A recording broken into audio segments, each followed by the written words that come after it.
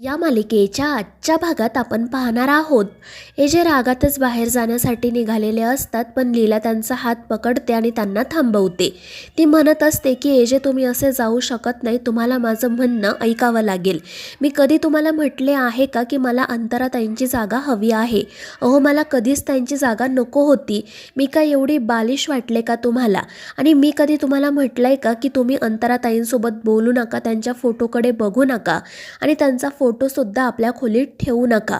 मला माहिती आहे की तुमचं त्यांच्यावर किती प्रेम आहे ते, आणि तुमची या लग्नामुळे किती घुसमट होत आहे ते सुद्धा कळतंय मला. आणि म्हणूनच माझी इच्छा आहे की तुम्ही माझ्याशी बोलावं, तुमच्या मनात जे काही सुरू आहे ते मला सांगावं. काही झालं तरी मी तुमची बायको आहे ना. आणि लीलाचं ते बोलणं ऐकून एजे तिच्याकडे बघतच राहतात. तर लीला म्हणत असते की एजे, तुम्हाला माहिती आहे का मी तुमच्यावर का प्रेम करते ते? कारण मला माहीत आहे तुम्ही तुमच्या जवळच्या माणसांवर खूप प्रेम करता.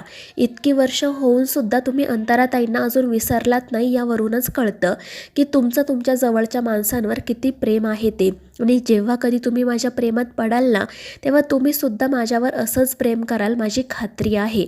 आणि ते ऐकून मात्र एजे चिडतात. तर लीला म्हणत असते की एजे, मला माहिती आहे तुम्ही लगेच माझ्या प्रेमात पडणार नाही, आणि मी कोणतीही तुमच्यावर जबरदस्ती करत नाही आहे.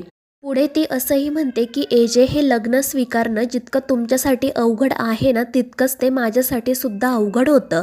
पण तुम्ही बघितलंत ना की मी हे लग्न स्वीकारलं, आणि फक्त स्वीकारलंच नाही तर मी आपला संसारसुद्धा व्यवस्थितपणे करण्याचा प्रयत्न करते. आणि या सगळ्यात ना माझी तुमच्याकडून कोणतीही जास्त अपेक्षा नाही आहे, पण निदान मैत्रीची तरी अपेक्षा मी करू शकते की नाही? तर दुसरीकडे घडलेल्या प्रकारामुळे दुर्गा खूप काळजीत असते, आणि तितक्यात सरू आणि लक्ष्मी त्या ठिकाणी येतात. त्या दोघीजणी हसतच दुर्गाला म्हणतात की बघितलं ना वहिनी, आम्ही त्या लीलाला कशी अद्दल घडवली ते. त्यामुळे दुर्गा विचारते की नक्की काय म्हणायचं आहे तुम्हाला? आणि मग सरू हसतच तिला म्हणते की आत्ता बाहेर जो काही ड्रामा झाला ना, तो आमच्यामुळेच झाला, कारण आम्हीच लीलाला ती आयडिया दिली होती. आणि ते ऐकून दुर्गा त्या दोघींवर खूप चिडते. ती म्हणत असते की तुम्हाला हे सगळं कोणी करायला सांगितलं होतं? तर सरस्वती म्हणत असते, पण वहिनी काय झालं? तुम्ही बघितलंत ना एजे त्या लीलावर किती चिडले ते. तर दुर्गा म्हणते, अगं हो, मात्र एजेंना सुद्धा किती त्रास झाला. मी तुम्हाला आधीच सांगितलं होतं आपलं टार्गेट ती लीला आहे, एजे नाही. त्यामुळे प्लीज यापुढे काही करताना ना आधी मला विचारा. आणि मग ती देखील रागातच तेथून निघून जाते. तर सरू आणि लक्ष्मीला तर काय करावं ते सुचत नाही. दुसरीकडे लीला एजेंसोबत बोलत असते, त्यांना समजवण्याचा प्रयत्न करत असते. ती म्हणत असते की एजे, माझी खरंच तुमच्याकडून जास्त कोणतीही अपेक्षा नाही आहे, पण आपण निदान मित्र म्हणून तरी राहू शकतो ना. आणि मला माहीत आहे मी तुमच्यासाठी स्पेशल आहे, तुम्ही माझा विचार करत असता, आणि तुम्ही हे कितीही लपवण्याचा प्रयत्न केला ना तरीही लपत नाही. आणि मला हे सुद्धा माहिती आहे की आज सकाळपासून तुम्ही मुद्दाम माझ्यावर चिडताय तुमच्या भावना लपवण्यासाठी, पण प्लीज असं करू नका. आणि मग ती तेथून निघून जाते. तर दुसरीकडे विश्वा, त्यांनी ज्यांच्याकडून बाईक रेंटवर आणलेली असते त्यांच्याशी बोलत असतो, आणि त्यांना सांगत असतो की तुमची बाईक घेऊन जा, हवं तर पैसेसुद्धा परत देऊ नका. मात्र ते लोक सांगतात की तुम्हीच बाईक घेऊन या. त्यामुळे मग विश्वा ती बाईक घेऊन जाण्याचा प्रयत्न करतो. त्याच्या लक्षात येतं की चावी एजंटकडेच आहे, त्यामुळे तो खूप घाबरतो. तो म्हणत असतो की एजंटकडून चावी घेऊन येणं म्हणजे साक्षात वाघाच्या गुहेत जाण्यासारखं आहे, त्यापेक्षा मी ही बाईक ढकलतच घेऊन जातो. तर दुसरीकडे लीला सरस्वती, दुर्गा आणि लक्ष्मीकडे येते. तर त्या तिघीही जणी तिलाच म्हणत असतात की काय झालं, केलत ना तुम्ही एजंटना नाराज? तर लीला म्हणत असते की तुम्हीच आयडिया दिली होती, विसरलात का? पण सरू नाटक करत म्हणते की लीलाई, आम्ही फक्त तुम्हाला सांगितलं होतं की एजंटसाठी काहीतरी स्पेशल प्लॅन करा, बाईकची आयडिया तुमचीच होती हे विसरू नका. आणि त्यांचं असं बोलणं ऐकून लीला खूप चिडते, पण ती त्यांच्याशी काही वाद घालत नाही आणि म्हणते की मी आजींकडेच जाऊन त्यांच्याशी बोलते. पण दुर्गा म्हणत असते की त्याची गरज नाही आहे. पण लीला ऐकत नाही आणि ती सरळ आजींकडे जाते. आजी तिला विचारत असतात की लीला काय झालं, तू आणि अभिराम अजून फिरायला गेला नाहीत का?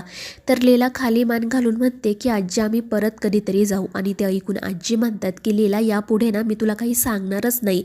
आता तुला जे काही विचारायचं असेल ना ते तुझ्या या पार्टनरलाच विचार, मला अजिबात काही सांगू नको, तोच तुला मार्ग दाखवेल. आणि ते ऐकून लीला म्हणते की आजी प्लीज असं करू नका. आजी म्हणत असतात की अगं लीला, तुझं अभिरामवर प्रेम आहे ना, मग तू त्याला कधी हक्काने तुझ्या मनातली गोष्ट सांगणार आहे? तू जा आणि जाऊन सांग त्याला की मला फिरायला जायचं आहे, मला फिरायला घेऊन जा. जर तू बोलली नाही तर त्याला कसं कळेल? आणि मग त्यानंतर त्या तेथून निघून जातात. तर लीला गणपती बाप्पाच्या मूर्तीसमोर येते. ती म्हणत असते की पार्टनर, आता तूच आजींना समजाव, मी एजेंना असं कसं सांगू? मात्र त्यानंतर तिच्या लक्षात येतं की आजी जे काही बोलतायत ते खरं आहे. एजे तिचे मित्र आहेत म्हटल्यावर ती त्यांना हक्काने एखादी गोष्ट नक्कीच सांगू शकते. त्यामुळे मग ती ठरवते की आज काही झालं ना तरी मी एजेंना सांगणारच की आज मला तुमच्यासोबत फिरायला जायचे. आणि मग ती म्हणते की 3 गोष्टी नेहमी लक्षात ठेव लीला. पहिली म्हणजे की जे लोक मनाने चांगले असतात त्यांच्या प्रेमात कोणीही पडतंच. दुसरी गोष्ट म्हणजे मी कितीही धडपडी असले ना तरीही मी मनाने निर्मळ आहे, त्यामुळे एजेंना मी नक्कीच आवडेल. आणि तिसरी गोष्ट, एजे माझ्या प्रेमात पडल्यावर कळेलच. आणि मग ती हसतच बाहेर जाते. दुसरीकडे विश्वा ती बाईक ढकलण्याचा प्रयत्न करत असतो. तितक्यात लीला त्या ठिकाणी येत विचारते की काय करतोय विश्वा दादा? तर विश्वा म्हणत असतो की या बाईकची चावी तर एजंटकडे आहे आणि मी त्यांच्याकडे ती चावी मागायला जाऊ शकत नाही, त्यामुळे ढकलतच ही बाईक येथून घेऊन जाण्याचा प्रयत्न करतोय. तर लीला म्हणत असते की त्याची काही गरज नाहीये. आणि त्यांचं ते बोलणं सुरू असतानाच एजे त्या ठिकाणी येतात. विश्वाला ते लक्षात येतं, त्यामुळे तो लीलाला इशारा करतो. लीलासुद्धा आरशामध्ये एजेंना बघते, मात्र तरीही ती मुद्दाम विश्वासोबत बोलत बसते. ती म्हणत असते की विश्वा दादा, माझं ना नशीबच फुटका आहे. माझी खरंच खूप स्वप्न होती. माझ्या नवऱ्यासोबत मी मस्त बाईकवर लॉंग ड्राईव्हला जाईल, छान गाणी गाईल. मात्र ना माझं नशीबच खराब आहे. मला एजंटसारखा अनरोमॅन्टिक आणि असा खडूस नवरा भेटलाय. माझी स्वप्न ना कधी पूर्ण होणारच नाही. उगाच मी ही बाईक रेंटवर घेतली.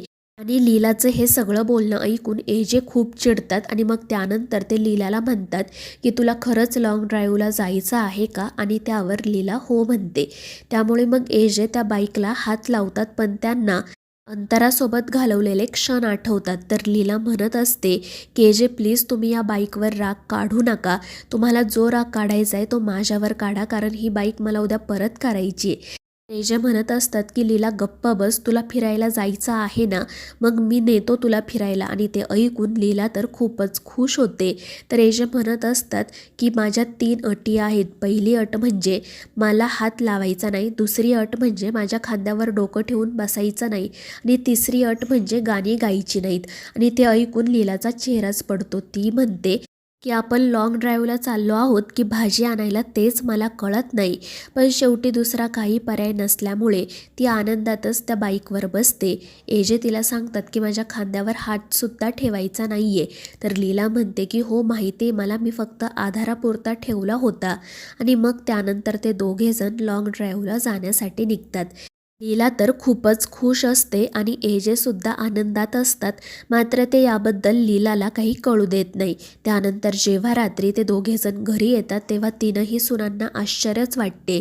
एजे त्यानंतर त्यांच्या खोलीत निघून जातात. तर लीला मुद्दाम त्या तिघींना म्हणत असते की आज एजेंनी मला वेगवेगळ्या ठिकाणी फिरायला नेलं, त्यामुळे आम्हाला घरी यायला थोडा उशीर झाला. आणि मग ती त्या बाईकची चावी दुर्गाला देत म्हणते की ही चावी जागच्या जागी ठेवायची, त्यामुळे दुर्गा खूप चिडते.